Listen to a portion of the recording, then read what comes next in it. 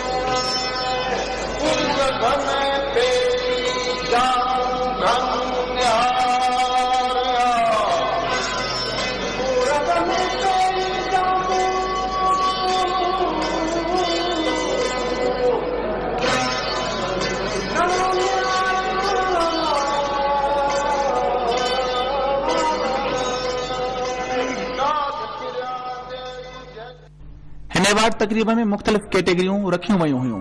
उन्हनि कैटेगरियुनि में बहितरीन संगीतकार कैटेगरी, बहितरीन म्यूजिक कंपोजर कैटेगरी, बहितरीन अदाकार, बहितरीन हिदायतकार, बहितरीन न्यूज़ कास्टर, बहितरीन लेखक ऐं बहितरीन सहाफ़ी कैटेगरी रखी वई हुई। हर हिक कैटेगरीअ लाइ 3 नाला चूंडिया विया हुआ ऐं जजनि जे फ़ैसिले खां पोइ उन्हनि मां कंहिं हिक खे अवार्ड ॾिनो वियो। नालनि जी चूंड मुख्तलिफ टीवी ऐं रेडियो चैनलनि ते कमु कंदड़ फनकारनि मां कई वई हुई। उन मौके ते बहितरीन अदाकार जो अवार्ड सजाद सुहाग, बहितरीन मौसीकार जो अवार्ड शाहिद भुट्टो, बहितरीन लोक ॻाइण जो अवार्ड सादिक फ़कीर, बहितरीन कंपेयर जो अवार्ड नाज़िया जावेद ऐं बहितरीन ॻाइणी जो अवार्ड हुमेरा चन्ना खे ॾिनो वियो।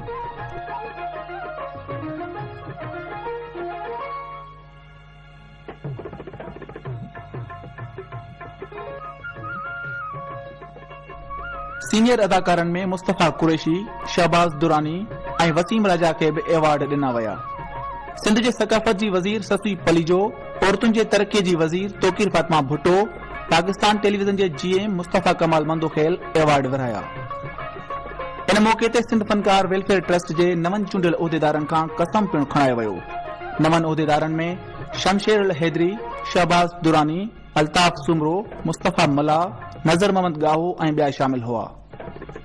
सिंध फनकार वेलफेयर ट्रस्ट जे चेयरमैन हमीद भुट्टे पंहिंजी तकरीर में हिन तकरीब जे हवाले सां चयो त ट्रस्ट जूं सॼे सिंध में 80 शाखूं आहिनि। हिन ट्रस्ट जो मक़सद ख़ासि करे बेपच ऐं बीमार फनकारनि जी सहायता करणु आहे। इन सिलसिले में ट्रस्ट पारां केतिरनि ई फनकारनि जी मदद कई वई आहे। हिन तकरीब में इल्म, अदब, फन ऐं मौसीक़ी सां लाॻापियल शख़्सियतुनि वॾे अंग में शिरकत कई। औरतुनि, ॿारड़नि ऐं नौजवाननि पिणु शिरकत कई। नाले वारनि फनकारनि सुर विखेरे तमाम घणो दाद हासिल कयो। जिन फनकारनि पंहिंजे फन जो मुज़ाहिरो कयो उन्हनि में सादिक फ़कीर, हुमेरा चना, अरशद महमूद, इरफान समो, ज़ामिन अली, नाहिद अली, अहमद मुगल ऐं ॿिया शामिल हुआ।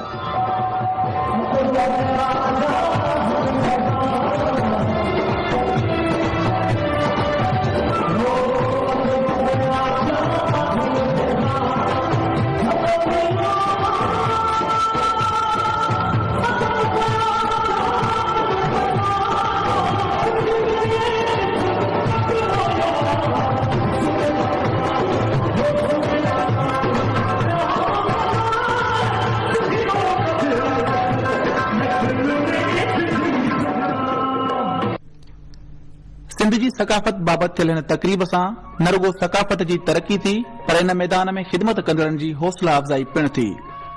तंहिं करे हिन क़िस्म जूं तक़रीबूं ॿियनि इदारनि खे बि कराइण घुर्जनि। हिकु असांजे प्रोग्राम्स आहिनि असांजी पंहिंजी ॿोलीअ में तमामु घटि पिया थियनि ऐं ख़ासि तौर ते कराची जहिड़े शहर में जेके जिते हालात कुझु तमामु घणी उन तशवीश ॾांहुं वञनि पिया उन ॾांहुं अहिड़ा प्रोग्राम थियणु खपनि। ख़ुशगवार मूड थिए पियो, कुझु मूसीक़ी जी तरफ़ कुझु फैमिलीज़ आयूं, कुझु सिंधी दोस्त आया, पंहिंजी ॿोली सां रिलेटेड माण्हू आया। तमामु सुठो हिकिड़ो जेस्चर आहे सभिनी लाइ ऐं इहो ई आहे त असांखे कदम खणणो पवंदो त अॻियां इहे प्रोग्राम थियणु खपनि ऐं अॻियां कोई ख़ुशियूं बि असांखे नसीब थियनि। ॾाढो सुठो प्रोग्राम, तमामु घणो मज़ो आयो। वरी हिकु दफ़ो ॿीहर तुराए थो आहियां सभिनी धुरियुनि जो जंहिं हिन अवार्ड सां मूंखे नवाज़ियो। वॾी ख़ुशी थी ऐं तमामु वॾे अरसे खां पोइ कंहिं ॿाहिरे PTV खां अलावा कंहिं बि ॿाहिरे अवार्ड जेको आहे मूंखे मिलियो आहे ऐं सिंध फनकार ट्रस्ट वारनि जे तरफ़ां ऐं प्लस जेको आहे कल्चर डिपार्टमेंट वारनि जे पारां लख लख जेके उन्हनि खे मुबारकूं हुजनि ऐं उन्हनि अहिड़ो लाइक़ु सम्झो त जेको आहे अवार्ड ॾिनो मूंखे। साईं ॾाढो सुठो लॻो ऐं अहिड़ियूं तक़रीबात थियणु घुरिजनि। ऐं जस्ट ॾींदुसि पहिरियों त हमीद भुट्टे जी सिंध फनकार वेलफेयर ट्रस्ट खे जे इनिशिएटिव वरितो ऐं दिलि सां ऐं भरपूर तरीक़े सां कल्चर डिपार्टमेंट सिंध उन में हुनजो बांह ॿेली थिया ऐं पूरी तरह हुन सां सहकार कयूं ऐं पूरी तरह हुनखे बिल्कुलु ऑर्गेनाइज़ करण में मदद कयूं ऐं मिनिस्टर खां वठी हेठि ताईं सॼो अमलो कल्चर डिपार्टमेंट जो मौजूदु हुयो। ऐं उनखां अलावा जहिड़े नमूने सां इंटरेक्शन थियो सभु TV रेडियो ऐं फिल्म जे पुराणे फनकारनि जो हिते सभिनी जो मुख़्तलिफ़ चैनल्स जो उहो ॾाढो सुठो ऐं हिमथाईंदड़ हुयो। ऐं ज़रूरत आहे हिन दौर में त फनकारनि खे इनकरेज कजे ऐं फनकार पंहिंजे लाइ अहिड़े क़िस्म जो ट्रस्ट ठाहिनि ऐं पंहिंजे एक्टिविटीज़ खे वधाइनि ऐं अॻिते जेको हली को फनकार कमज़ोर थो थिए, हीणो थो थिए, बीमार थो थिए, उनखे मदद जी ज़रूरत थी ऐं सहायता जी ज़रूरत थी पए त उते इहो वेलफेयर ट्रस्ट जेको आहे पंहिंजो रोल प्ले करे सघे थो। ऐं कंहिं मुबारक हुजां। असां त चाहियूं था त सिंध फनकार वेलफेयर ऐं कल्चर डिपार्टमेंट कराची छा पूरे सिंध में अहिड़ा प्रोग्राम करे त इहो प्रोग्राम असांखे ॾाढो सुठो लॻो। जीअं ई बूसट वारो माहौल हले पियो त हुन में असांखे अॼु मतिलबु एतिरो सुठो लॻो की असां आहे न माण्हू बि ख़ुशि थिया आहिनि, हिते आयल माण्हू बि ख़ुशि थिया आहिनि ऐं हिकु इत्मीनान थियो आहे त सिंध वेलफेयर आर्टिस्ट वेलफेयर वारनि जेको प्रोग्राम ॾाढो सुठो आहे। अहिड़ा प्रोग्राम थियणु घुरिजनि ऐं सकाफ़त खाते हमेशह कामयाबी हासिल कई आहे, अहिड़ा प्रोग्राम हासिल करे तमामु बहितर आहे। ऐं जेको आहे सो जेके सिंध जा फनकार आहिनि ऐं उन्हनि जे लाइ जेको आहे सो उन्हनि जे जंहिं तरह सां जेको आहे सो हीउ अॼु हिते हमीद भुट्टे ही प्रोग्राम कयो आहे, मां सम्झां थो हिननि में फनकारनि जी जेका तमामु घणी पधिराई थी थिए ऐं हिन पधिराई जे करे जेको आहे सो ख़ासि करे नौजवान फनकार ऐं उभरंदड़ जेके फनकार आहिनि उन्हनि जे लाइ सुठा मौक़ा आहिनि त जेको आहे सो अहिड़नि फंक्शननि में या अहिड़नि प्रोग्रामनि में अची पंहिंजी परफॉर्मेंस पेश कनि ऐं उन परफॉर्मेंस जे करे ई जेको आहे सो असांजी सकाफ़त या कल्चर जेका आहे सो वधीक उजागर थींदी।